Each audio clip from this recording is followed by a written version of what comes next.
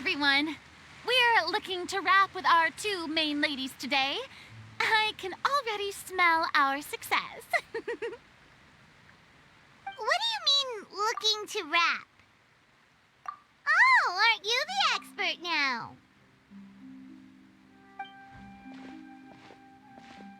This upcoming scene is the two Musketeers' final confrontation with the Baron. There will be quite a bit of action, but no choreography beyond what we've already rehearsed. Anyway, get ready. Lights, camera, action! The view is beautiful tonight. It reminds me of that fateful night 10 years ago. And now that I've said it, I can even make out the faint fragrance of herbal tea in the air. Enough, villain! It's time that you pay for the death of our mother! My dear Iris, have you forgotten your manners? How can you speak like this to your own father? I'd sooner swallow all of my teeth than call you father. What did I expect? Seems the daughters have turned out to be just as obstinate as their foolish mother. In this world, Mora and status is everything. She thought she could blackmail me using her children and force me to grant her recognition and concessions? Ah, how naive can a woman be? Mother never asked a single thing of you. All she wished was for us to live a peaceful life, just like the others. It was you who personally brewed the poison of prejudice and sent Mother to her death. Compared to that deadly poison, the 2 bullets that will soon pierce through your heart will be like sweet mercy. And that's exactly why I said you're just as naive as her. Did you really think 2 muskets would be enough to defeat me? So let's see. What is stronger? Mora and power, or the 2 muskets in your hands? Get them! Tulip! There are too many of them! It'll be okay. We'll cover each other, Iris. And Mother will be watching over us too. You've lost. To think I'd lose to my own 2 kids.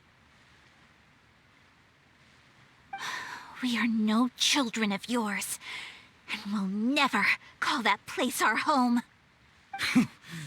Then tell me, what did you do all this for? You lost your mother, and will soon kill your father as well. What will you gain in the end, other than sentences for your crimes? We will gain our long-awaited justice.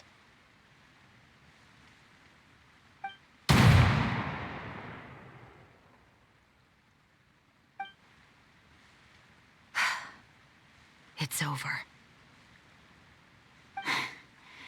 Finally, it's over.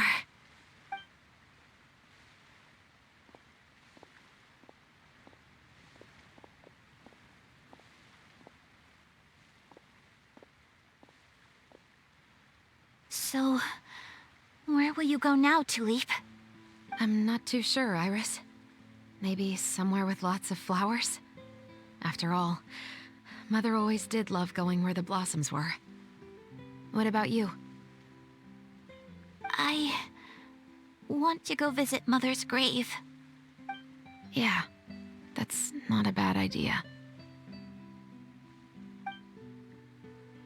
Huh? Tulip, look!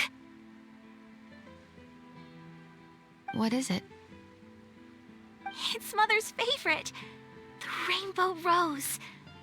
Look, it's blooming again.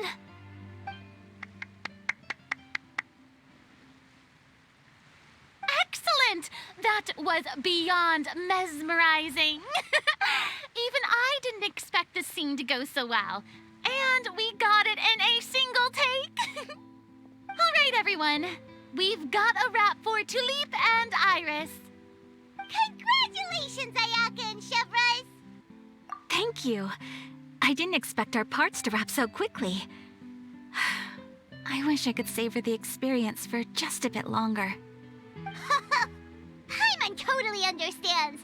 Paimon's not not ready to say goodbye to the clapperboard either. Filming has really been a lot of fun. You were great too, Chevres. The way you said, long-awaited justice. It gave Paimon chills. That is indeed my favorite line in the whole book. I still remember trying to act it out in my room the first few times I read it. Whoa, Paimon would have never guessed you're that type. Who doesn't like stories where the guilty are punished and justice prevails over evil? Don't forget, I'm the captain of the Special Security and Surveillance Patrol. Captain, I have something urgent to report. Please excuse me, everyone. I'll be back in just a moment. It's okay, don't worry about us.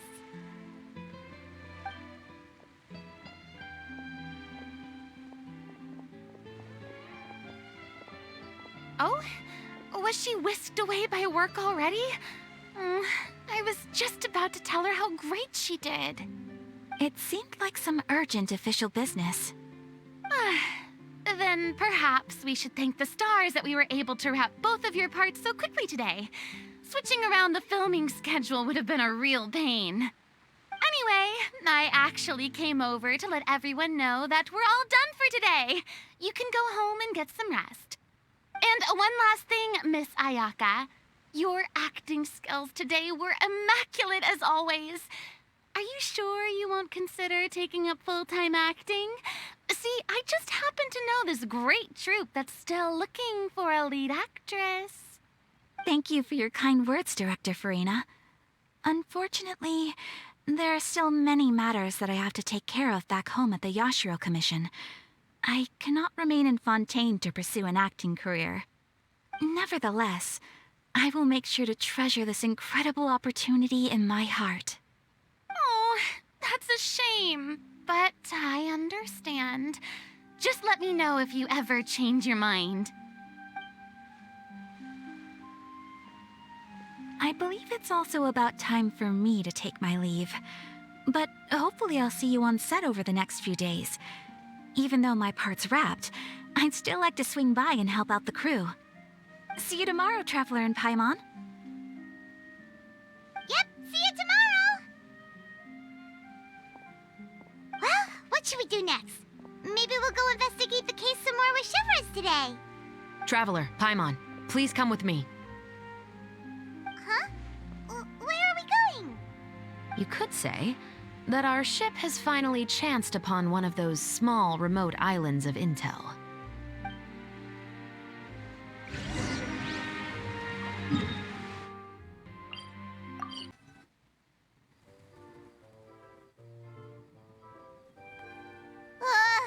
Paimon's exhausted. Paimon definitely didn't expect having to float this far after a full day of filming. So, Chevres, why did you take us here? Affirmative. It wasn't anything conclusive, but it should show us a clear way forward. Have you ever heard of someone by the name of Emily? Oh, you mean that famous perfumer? She's a good friend of mine. She's lent me her aid several times in the past to resolve some difficult cases. After I discovered the rainbow rose at the scene of the murder, I sent it to her. After all, she's probably the foremost expert on flowers and scents in all of Fontaine. And then? There was nothing remarkable about the flower or the trace amounts of soil left on it. But according to Emily, the rainbow rose left by the killer was derived from a very rare cultivar. Huh.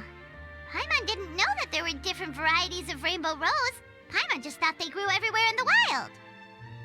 Flowers that are deliberately cultivated will always show some different features from those that bloom in the wild. We already knew that the rose left at the scene belonged to a special cultivar, but with Emily's expertise, we were able to pinpoint the place where it was first picked from. Oh, Paimon gets it now. So whoever first planted that rainbow rose was probably the killer. Precisely. And after we checked what we learned against some sales records from the past, we discovered that there's only one person in all of Fontaine who could grow and sell this specific cultivar. Really? And who is it? It's the novelist. But didn't you say he had an alibi? To be clear, I haven't changed my mind about him. I still don't think he was the one who pulled the trigger. However, that doesn't mean the true culprit never visited him at his home or never purchased a rainbow rose from his garden. Whatever the case, we will have to confirm a number of things with him. So you mean the next place we need to go is... Yes, we're going to pay him a visit at his home.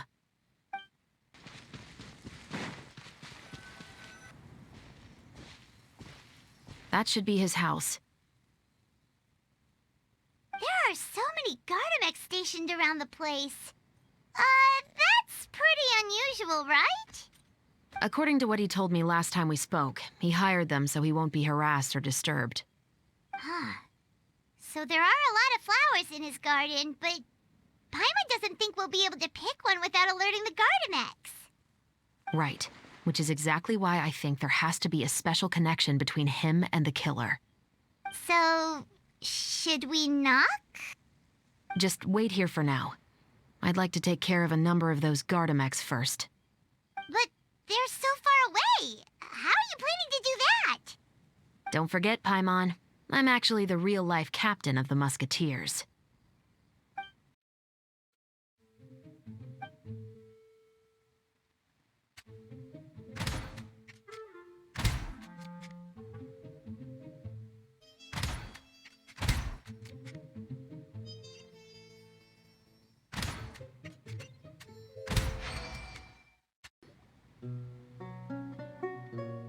All clear.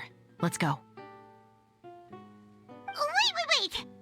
Paimon's a little nervous now that we know he could be the killer. Can we go over our plan of action again? I'll go knock on the door and make sure it's safe inside. Once we're sure that we're in the clear, I'll ask him to come with us for a quick round of questioning at the guard's headquarters. But can't we just arrest him? We still have no evidence that he's the killer, or that he lent the killer any direct aid. Still, it would be appreciated if you could pick a rainbow rose from his garden for me while I'm talking to him. It'll help the Marachose Phantom confirm Emily's theory. Sure, no problem. Just be careful, Chevres.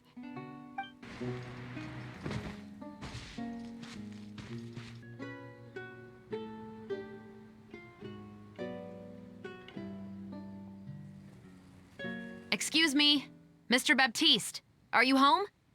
Who could it be at this hour? Oh, it's you, Officer Chevres. Would you mind accompanying me to the guard's headquarters, Mr. Baptiste? We would like to ask you some questions about a case. Oh, is it still regarding the murder case from before? I cannot confirm or deny that at this time. So it is then. Listen, I need you to come with me, Mr. Baptiste. Miss Chevres, I'll save you the trouble. Oh, and you two over there? There's no need for you to pick my flowers either. It's not time for them to bloom yet. Oh! Okay.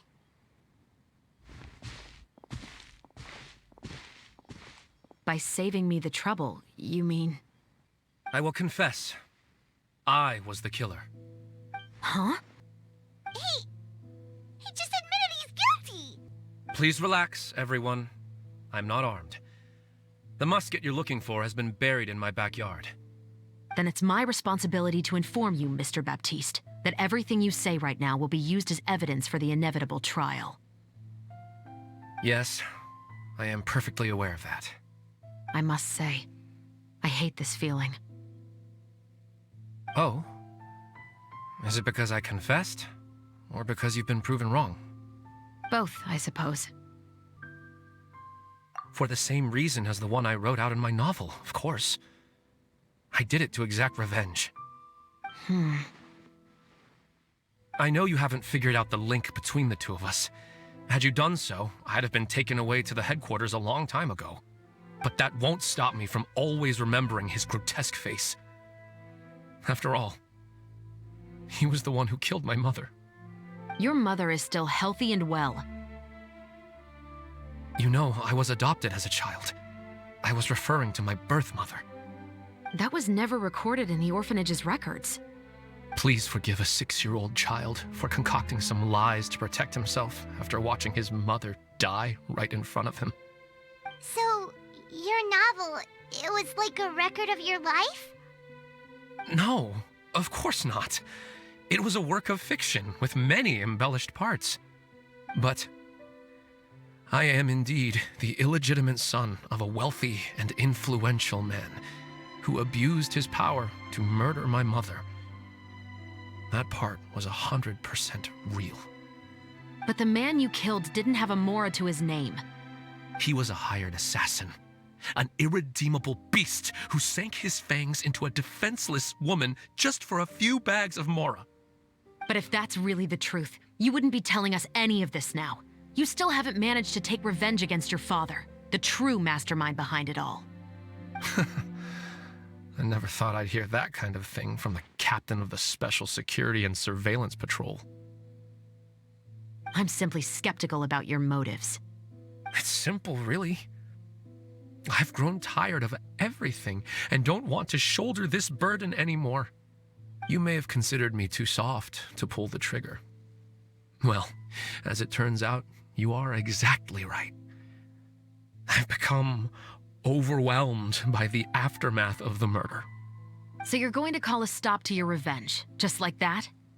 The true mastermind is too rich and too powerful for me. I've accepted that I will never be able to avenge my mother alone. And so what? The characters in your book never gave up. Now, Officer Shavras, I'm the one who has killed a man, aren't I? Are you trying to convince me to commit another crime? What's your father's name? How do you plan to prove the veracity of all of your claims? Well, I'd like to speak with you privately. Sure. Why don't we speak privately at the guard's headquarters? No, it has to be here. I must ensure that we won't be overheard. Fine. Let's talk here. When I said won't be overheard, I meant by anyone. I would like to speak with you and you alone.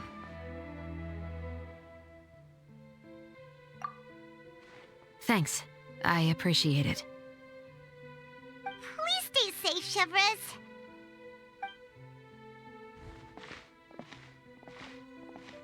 All right. Let's hear it. Will you really believe what I'm about to say? Well, that depends on what you're going to tell me. Fair enough. Fair enough. Then listen closely.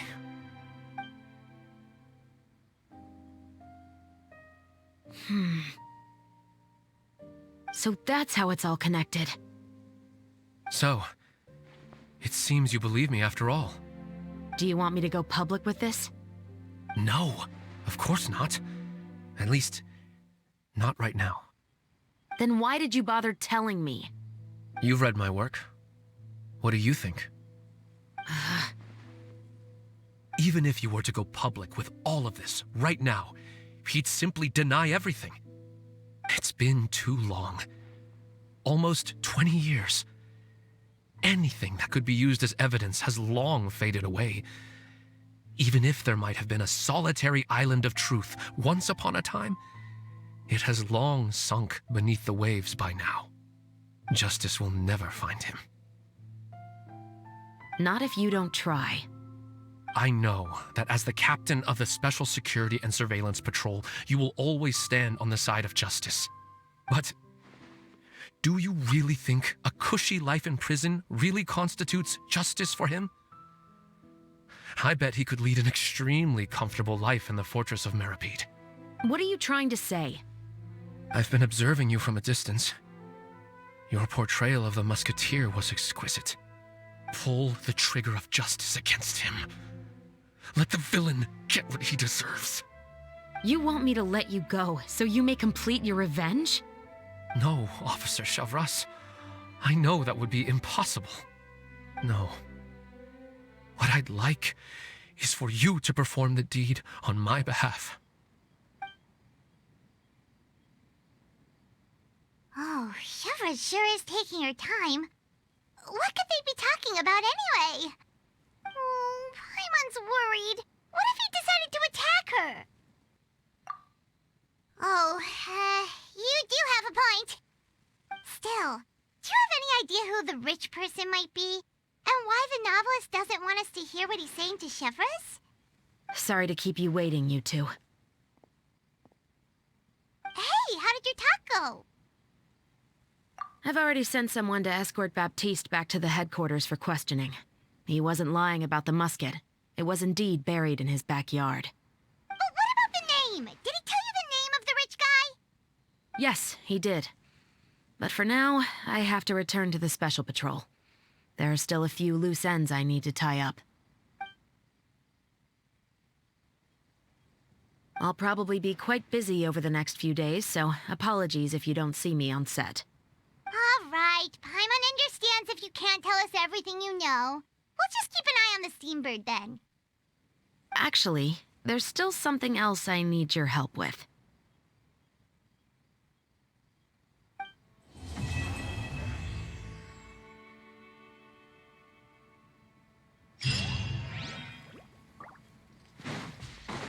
Embrace the ice! Shattered, torn to oblivion! As one with wind and cloud, fallen leaves adorn my night. Freeze to the core! Vengeance will be mine! Flickering candlelight.